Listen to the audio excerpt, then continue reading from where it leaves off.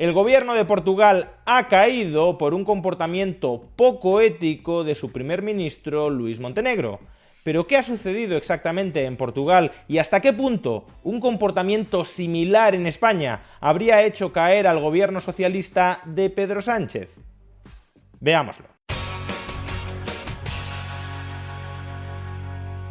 Desde hace menos de un año, concretamente desde abril de 2024, el primer ministro de Portugal ha sido Luís Montenegro, líder del Partido Socialdemócrata de Portugal, el equivalente luso al PP, pero allí sin ocultar desde su mismo nombre su auténtica ideología, la socialdemocracia. Sin embargo, la mayoría parlamentaria de Luís Montenegro era bastante frágil. De los 230 diputados que tiene el Parlamento luso, apenas controlaba 80. El Partido Socialista Portugués, el equivalente al PSOE, tenía 78 y Chega, el equivalente a Vox, 50.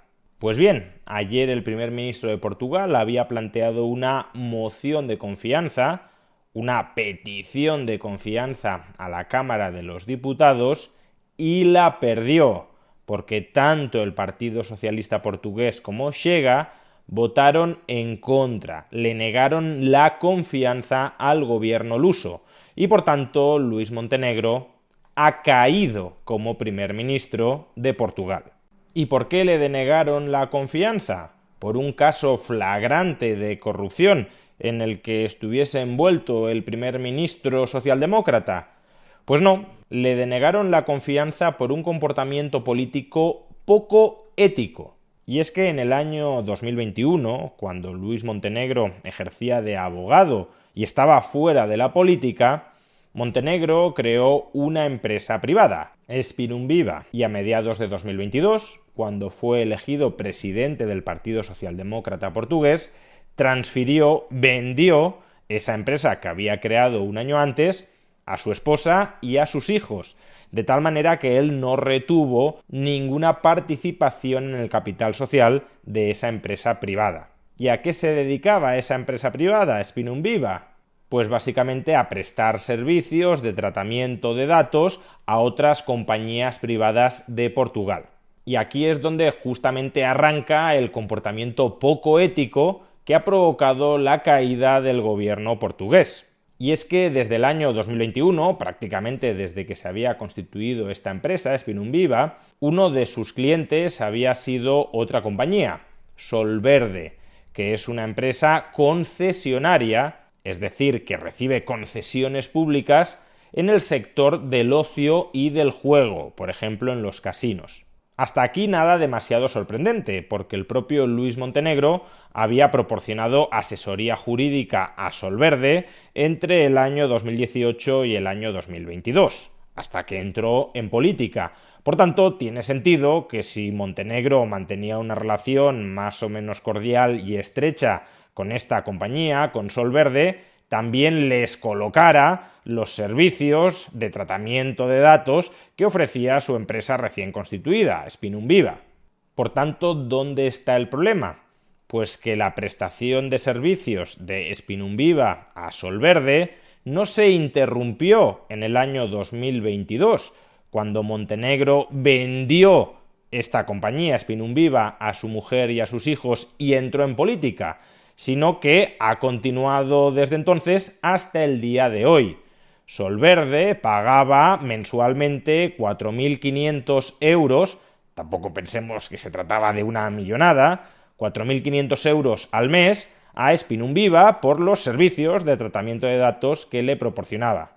¿Y dónde está el problema? Pues en lo que hemos dicho, que Solverde es una empresa privada que recibe concesiones públicas. Y aunque Montenegro como primer ministro no haya participado en ninguna decisión para otorgar o renovar concesiones públicas a Solverde, se considera que es inadmisible que un primer ministro esté recibiendo pagos en una antigua empresa suya por parte de otra compañía que es concesionaria del Estado. Porque además Luís Montenegro está casado con su esposa en régimen de gananciales.